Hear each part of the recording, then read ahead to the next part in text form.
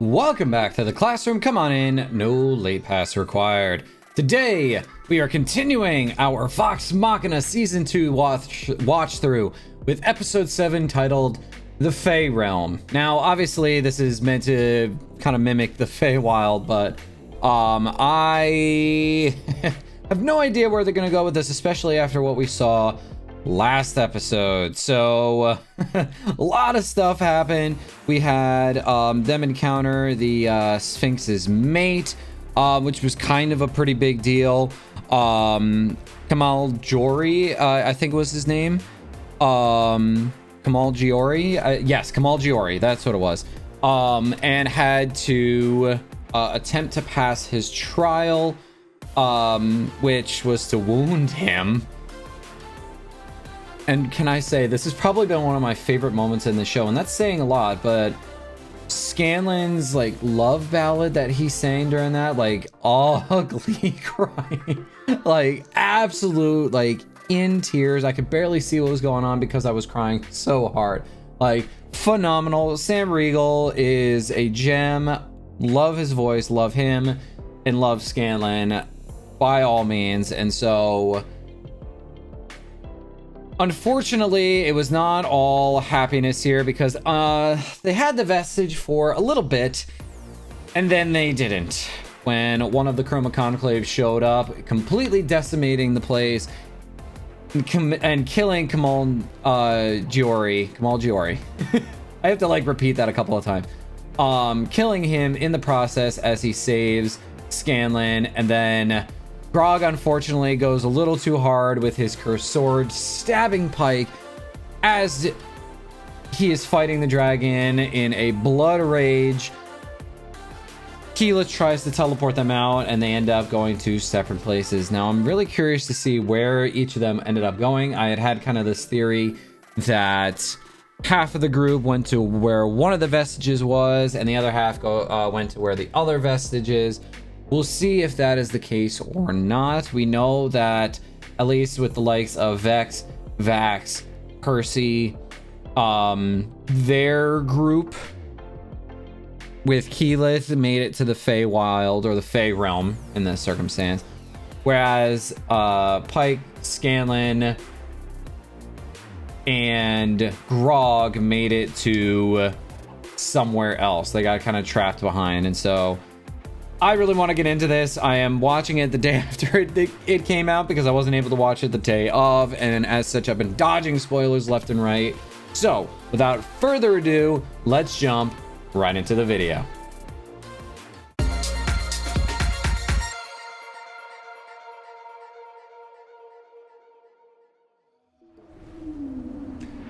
Oh. Okay, that's really cool. Disrupted my spell. Oh, Umbersill. That was the name of that dragon, yes. The others went somewhere else.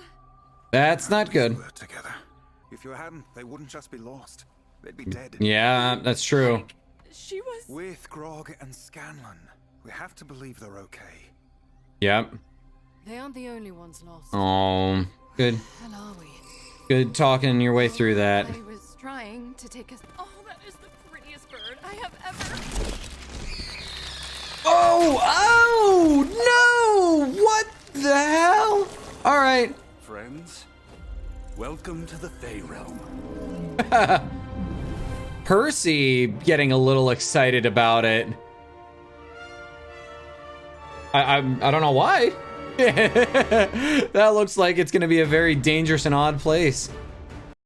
I wonder if it's just going to be these four this episode. I don't have a healer, and without Grog, Scanlan said his vision of the Fey Realm was like a drug trip. And Well, Fenthal that would Spur was inside check. a twisted tree in a bog. He also said sheep's milk is his favorite lubricant.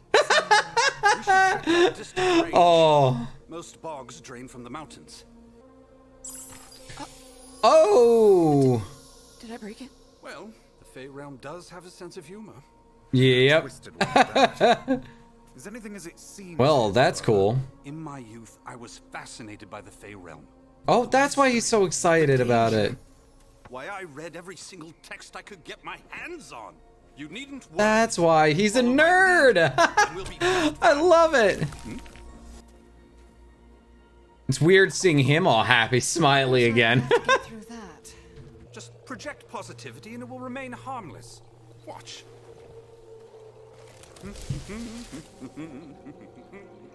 Percy being the happy one is very weird.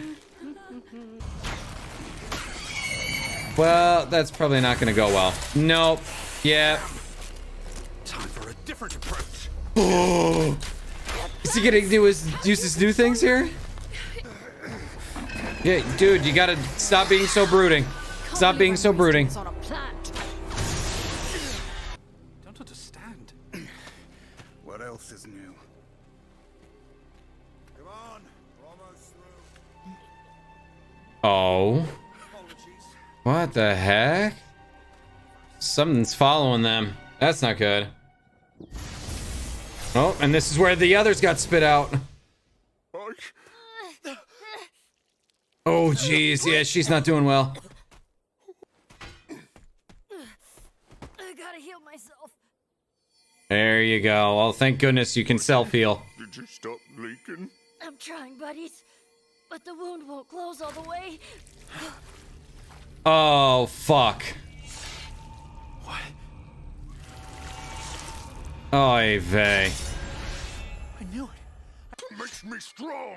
No. Nothing wrong. Get rid of it. Get rid of it, dude. Maybe it egged me on a little. It egged you on. Oh, man. Yeah, no. Ditch that sword. Buddy, you have to get rid of it.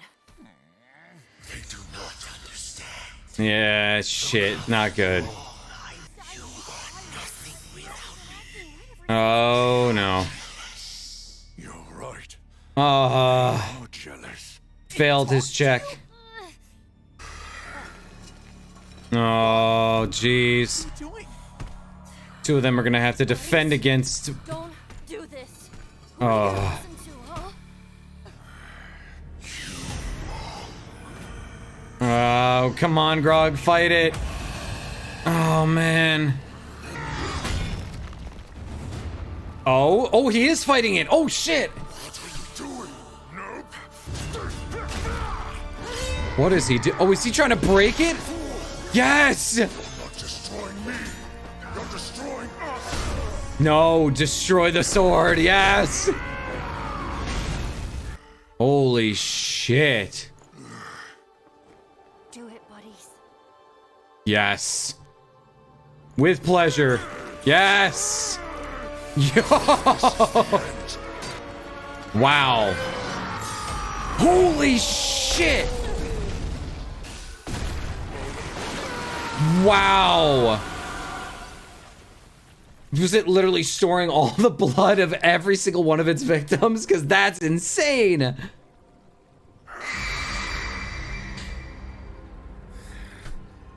This again. Come on. I think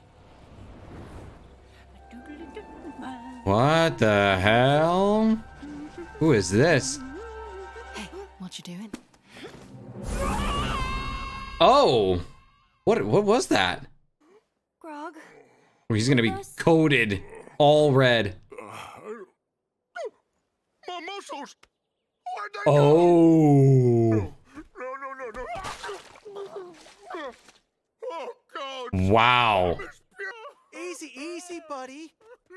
Hey. Oh, Stones yeah. look on you and Jeez, they took all of his muscles. plus Spike's. I think I know where we can get help. Really? Where even are we? Yeah, that's a great question. Look at those hills. Back on Taldori? Oh. Wow, interesting. Really need to learn your spells. Grog. That's definitely a reference right I'll there. fix you. Jeez, Grog looks so weird without the muscles. why are you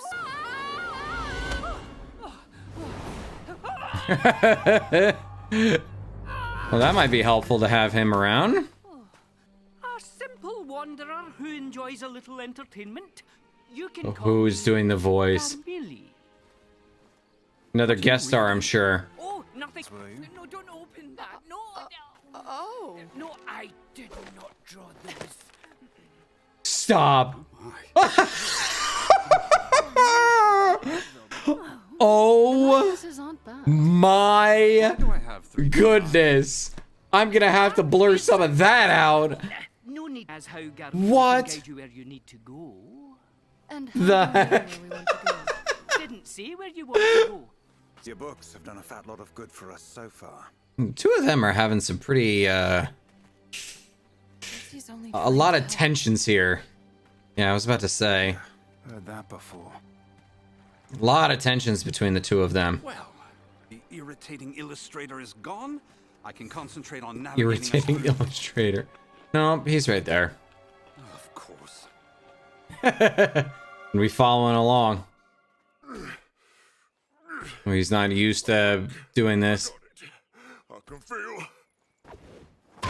Oh! Need a minute. This is very odd seeing Grog this way. All right, let's move our big boy. Yo!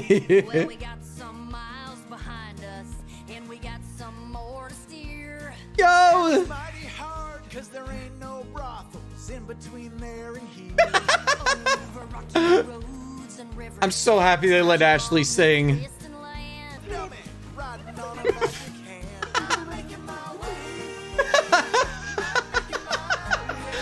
Stop! I love this! Yo, Grog is pathetic right now. Oh.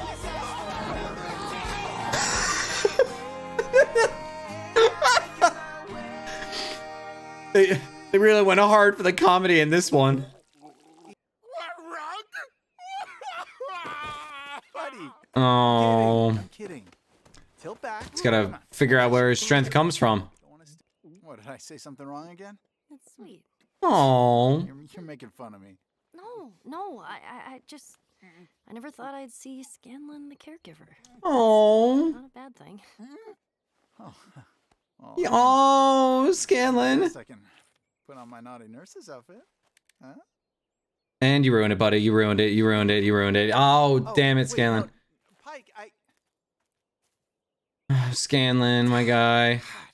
Stupid. Oh, God. What the hell? Oh. Oh, come on. Scanlan, you just gotta get your shit together, buddy. It's okay. Destination.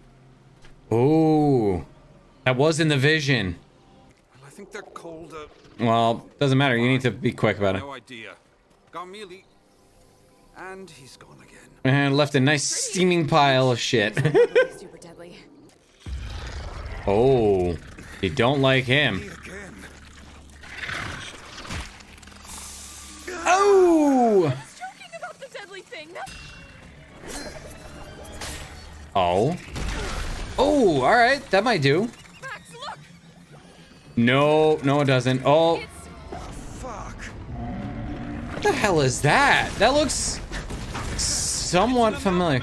Try to break it Amalgamation. Ooh. Okay, that's why it seemed familiar. Oh, jeez. And it just Scared it off.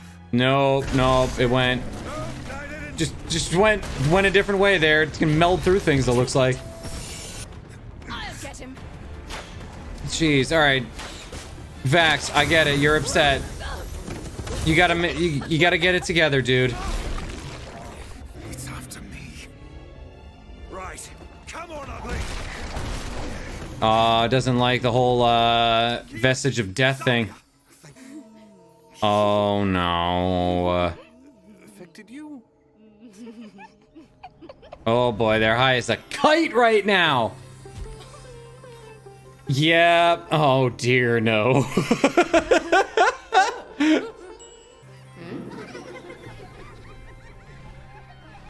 You are super fucked up. No!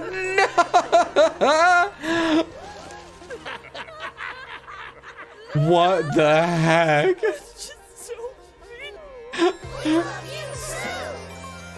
All right, maybe not a totally bad drone trip, just a really, really like intense one. Meanwhile, Vax has to kind of do some work here. Wow, this place is just not good. Oh boy.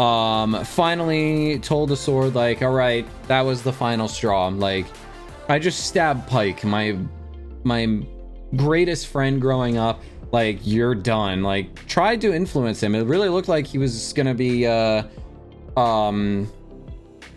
like he was gonna be done for, like he was gonna be taken completely over by this sword, and instead he decided to just start smashing the sword, just starting to destroy it as much as possible, like started hitting against rocks, ripping it apart. But in the process, the sword ended up taking one last thing with it, and that happened to be supposedly Grog's strength. Now, that's kind of been his theme this series, or this season, I should say, because one of the questions that keeps on getting asked, where does your strength come from? And right now, he's had his actual physical strength taken at this point. And so at this point, I think they're almost implying, like, what is your metaphorical strength? Where does it come from? Like, they've mentioned before, like Grog tried to say it was his heart, but he was told that he was wrong in that regard. And so I'm curious to see what that strength is, because obviously now he's gonna have to do a little bit of character growth if he is to actually get back his strength. Like, I don't know if he will. Maybe he will, maybe he won't. Maybe he'll have to kind of adapt to survive, because right now he's just a little pathetic. Not gonna lie. But really fascinating stuff with Grog in that regard. And I love the fact, like, shortly after the episode where Scanlan has basically said, like, to tell you the truth, I have no one, I am alone. And having the Sphinx basically say, like, well, maybe you should stop looking and just let love find you. And all of a sudden, here we are, Scanlan being in a more caretaker role and is helping out both Pike and Grog, and Pike is noticing that. And it's like, it's really nice to see your caring caretaker side. And Scanlan tries to Scanlan all over the place, and unfortunately it ruins the moment. And you can even see Scanlan realizes, like, oh, shit, like, what did I do? I'm such an idiot. Like, I need to get better about this, because if I continue to be this way, like, I'm just gonna push any love that might come my way. And you can see, like, there are definitely feelings there, and that makes me very happy, because, like, they would be so cute. Like, we can obviously tell, like, Scanlan is head over heels for Pike, and Pike is just kind of more getting warmed up to him. Like, very much wants him to take things a little more seriously, maybe not be as much of a jokester as he usually is, not as inappropriate as he usually is. Like, she likes the more true him. The one where, like, behind the scenes, like, he is somebody who is very sensitive, very vulnerable, and he hides himself away under this facade of jokes and whatnot. Like, kind of like in the sense with Robin Williams, you always want to check on your friends that are laughing the loudest. And I know that a couple of you have mentioned in the comments that at one point or another in the live stream, they do delve deeper into Scanlan's backstory, and it is depressing from what you guys have told me. Nobody really went into any details, which is totally fine. Kind of keeping it spoiler free in that regard. And so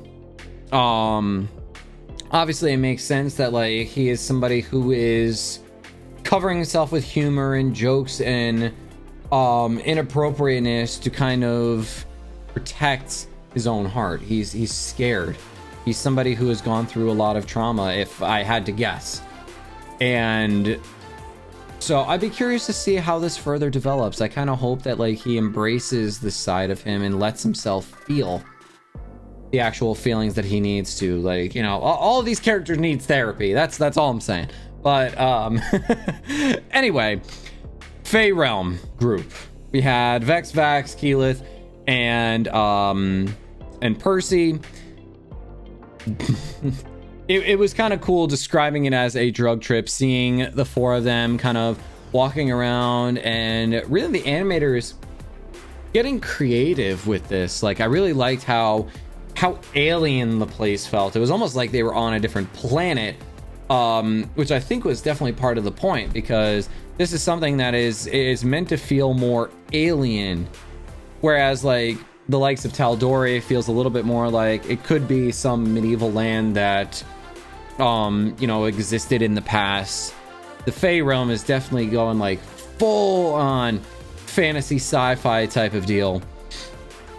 And really, really cool just getting to see like the imagination run wild in regards to what the Fey Realm looks like, and allowing these characters kind of explore it all together. I love the fact that like Percy was almost like nerding out. He was like so excited to be there, like totally out of character for the most part, because most of the time he is not the happy, carefree, go with the flow type of guy.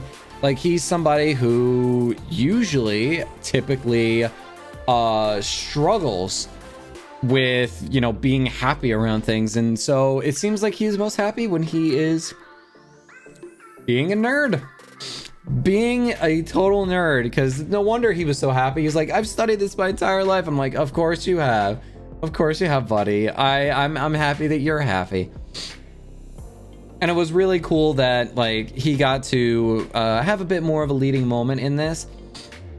Now, obviously, we've seen a lot of importance falling on Vax here, and much of this episode actually focuses on Percy and Vax kind of being there's a little friction there. And obviously much of this started from what we saw in a couple episodes back when Vex was unceremoniously killed right then and there, and the only way to save her was for Vax to make a deal with the literal goddess of death. Like, of course that is gonna like put them at odds for a time, but it's definitely gotten to a point where like, all right, it is what it is at this point, and Vax needs to learn to like let Percy help you, because obviously he was trying there for much of this episode to help, and Vax was just having none of it. It doesn't matter, like any little thing that went wrong, it was Percy's fault. And Percy's like, I'm trying, dude, this is uncharted territory. I've got some knowledge, but I'm not perfect on it.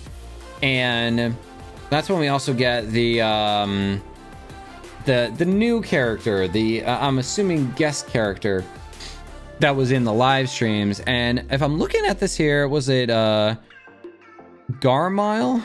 Garmali? I forget the pronunciation, but Billy Boyd. I'd have to look up that name, because while it doesn't sound familiar at first, if I saw a face, I might be a little bit better with it. The voice sounded very familiar. Stop. Trinket was voiced by Cheech. Of course, that's how they did it. That is hysterical. I just noticed that right now, that they brought on Cheech to do Trinket during the whole drug trip, which I'll get to that in a second here. But this guest character here was a little much. Like, he had this little notebook that he was like using and whatnot, and I thought, oh, maybe he's just taking notes and like he's spying, but he was spying just for not great reasons.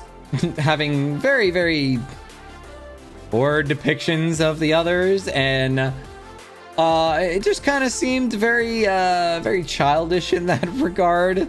But at least it was somebody who could help them out, because they encountered this sort of creature that couldn't be killed by normal means, and a very epic fight, I will say, with both Vex and Keyleth going down as they got hit with all these spores and started going on a severe drug trip, which that was also the animators flexing, getting to kind of like show off like, ooh, we're gonna try a different art style because everything is now a drug trip for these two.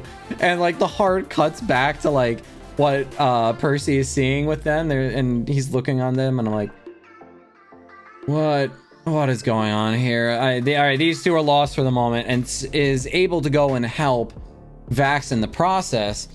And you could see that like a lot of things were being drawn to Vax, and I had this sneaking suspicion that it was because of his armor, like almost as if death is drawn to him, or even maybe the fact that it doesn't like it being there.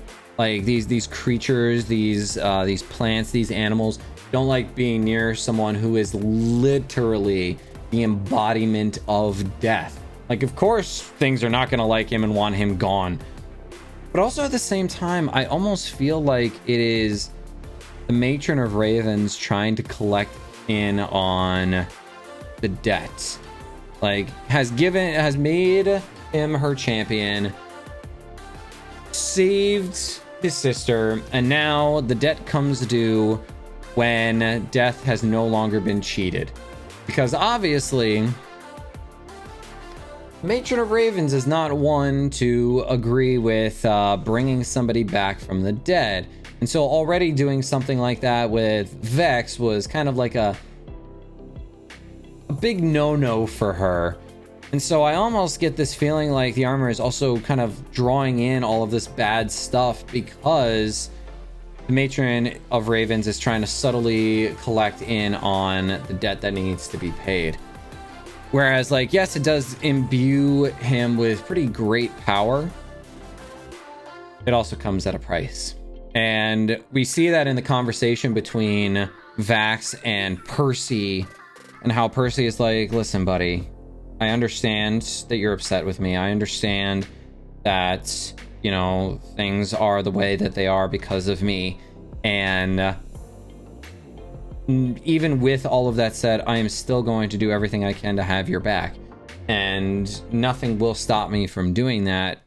And Vax finally comes to terms with it and kind of turns a corner.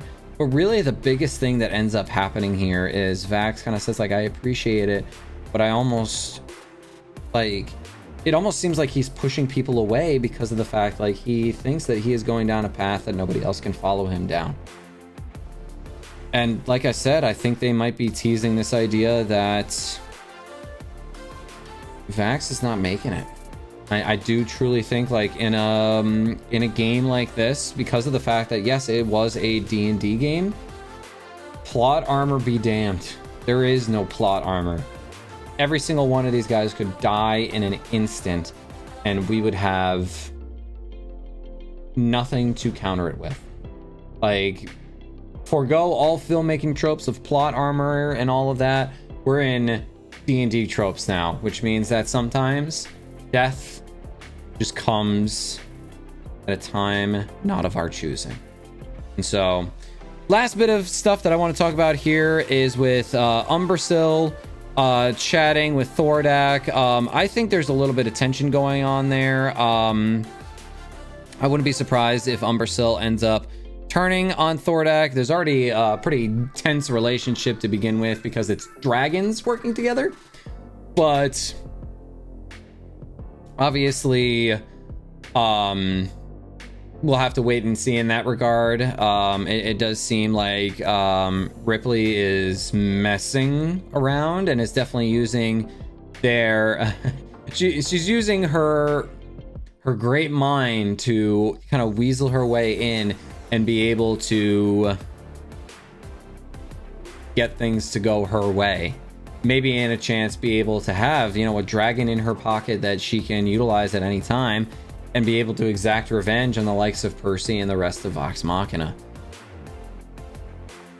I don't know, they're setting up something interesting here with the dragons knowing about the vestiges at this point and even going on a hunt for them. Thordak kind of reluctantly letting Umbrasyl go for these vestiges, but all that means is that we're going to see a lot more conflict between the party and the dragons. So a little bit more Chroma Conclave going on because there's been a lot of Chroma Conclave just kind of on the sidelines at this point. Like, they've caused a lot of damage and now they don't have to do much else. They've already kind of sealed away the fate of this world unless these vestiges can be found in order to prevent this from happening. So we obviously know that next episode we're probably going to be getting something involving more Vex and Vax backstory with their father, because we see their what looks like their home that they used to live in all of a sudden had appeared inside the Fey Realm.